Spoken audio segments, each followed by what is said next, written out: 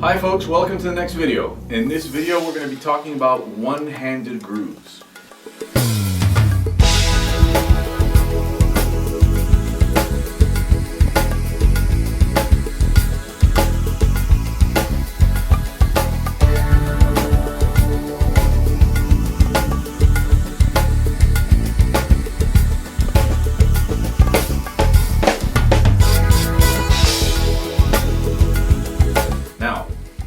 There's a little more to it than meets the eye, because what's going to happen is you need to have, of course, right hand technique.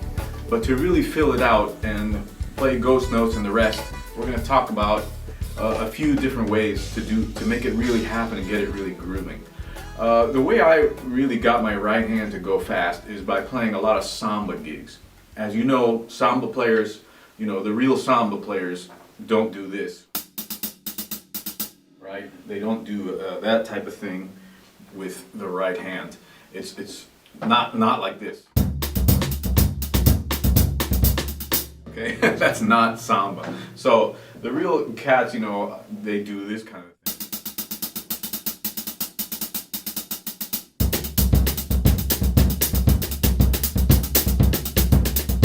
All right. So to get that really flowing, there's a few things you need to cover.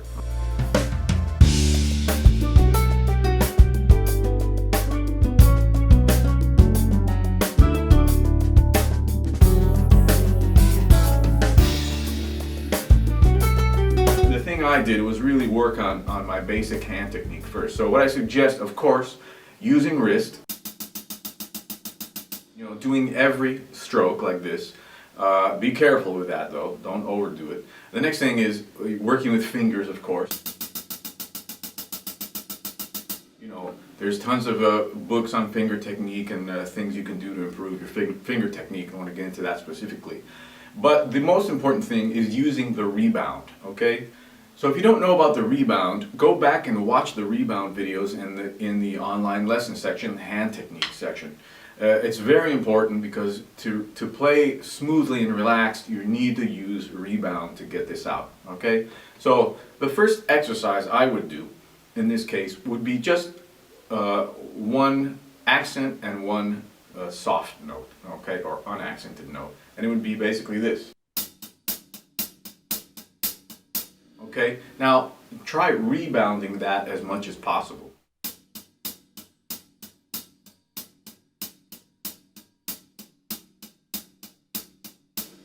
Again, if you go back and watch the rebound technique videos, you'll see what I'm talking about. Now, when you go to play a beat, let's just play a simple beat like that with one accented note and one unaccented note. Real simple.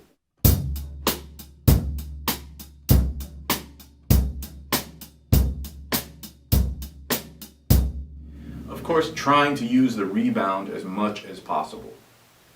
Okay, the next exercise I suggest is 3 unaccented notes and 1 accented note, or in other words, 16th notes, but playing just an accent on the downbeats. So 1 e and 2 e and. Okay, so there's a couple of ways to get that out with the whipping motion, of course, with the rebound stroke.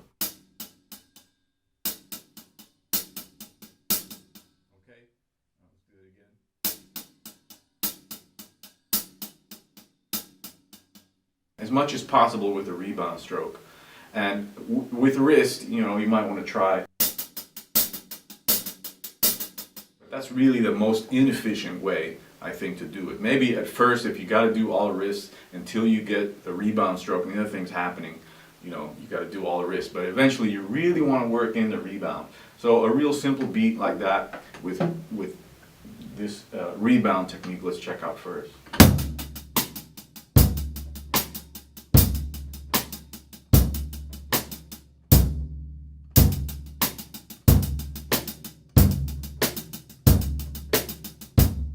Okay, with the rebound technique at that speed, I'm adding a little bit of fingers, but you get the general idea. Try to do this as much as possible.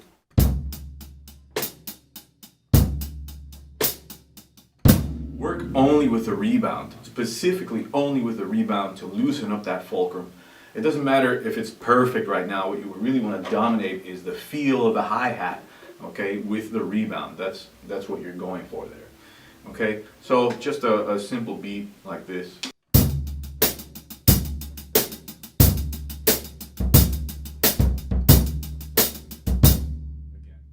1, 2, 3.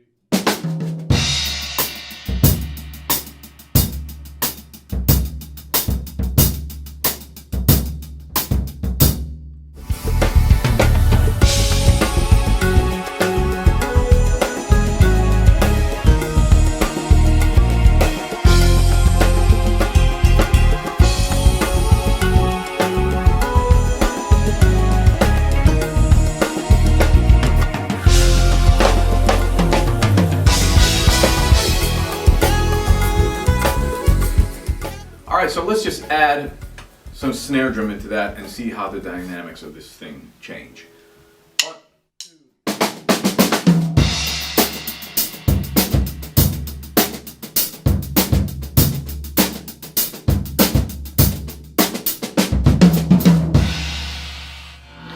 Alright, so what I'm doing is adding a lot of ghost notes and stuff. This is very important to be relaxed when you do ghost notes. You're going to be doing a lot of flamming and stuff. So, of course, if the rebound thing isn't down again, I always harp on the rebound, but that's really 80 to 85%, almost 90% of how I play is rebound. I use it everywhere, and really so does everybody else. I mean, you know, it's a very important thing.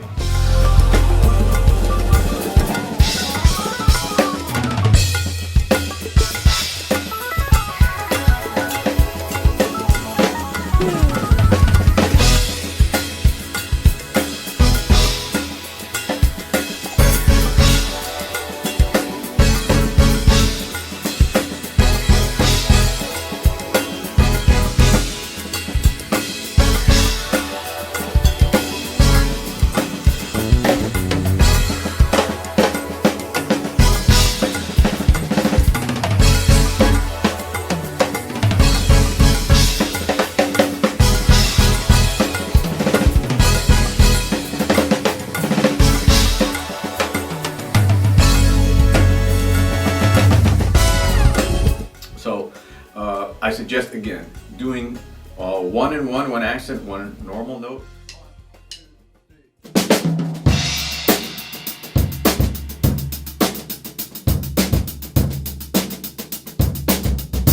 You can really see the pumping motion of the hand at work there with that particular groove. So the next thing I would do is take it over to the ride cymbal. All right, let's just keep it simple from now on the snare, just so you can see the motion on the ride.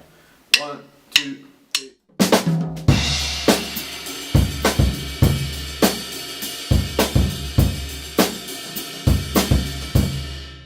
All right, that's with 1 note, 1 accent, and 1 regular note. This is the other exercise. 1, 2.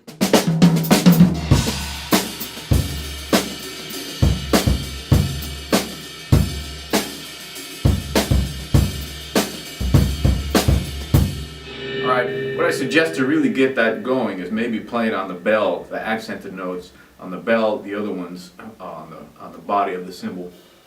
Now,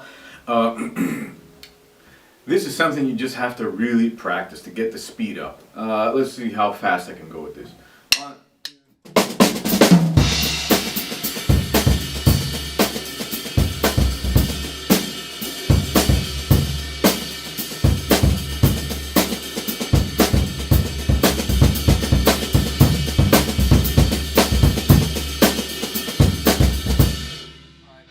So as you can see, all those Brazilian gigs really helped a lot for me to build stamina, endurance with this thing. Of course, the reason I have endurance, I can keep it going for a long time, is because I'm totally using the rebound. If I was to do all wrist, I'd be gone in, you know, a minute. Imagine a typical samba tune is sometimes, you know, 10, 15 minutes long. Doing that at that whole time is a real challenge. So yeah, that's what I would do to really get this hand going. Now, the other ghost notes, what I'm doing in there is a real simple pattern.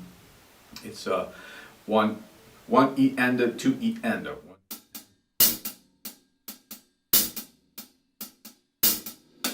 Okay, I'm using a lot of rebound there too. One of the things that you want to be careful of is after the backbeat, the second note is also ghosted. You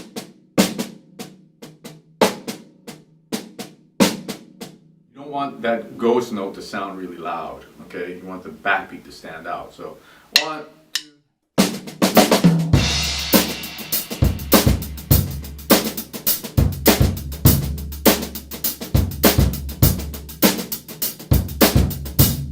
Alright, that might be a little tricky at first. There's tons of little things you can do with ghost notes. It's a real blast.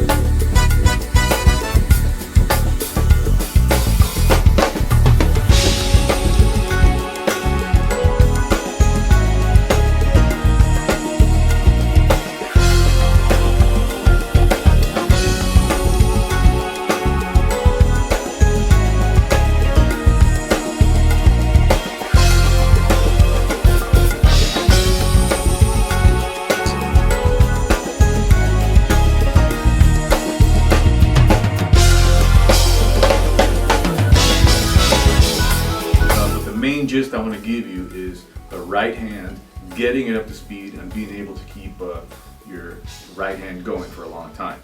Okay, now let's just do a little playing here.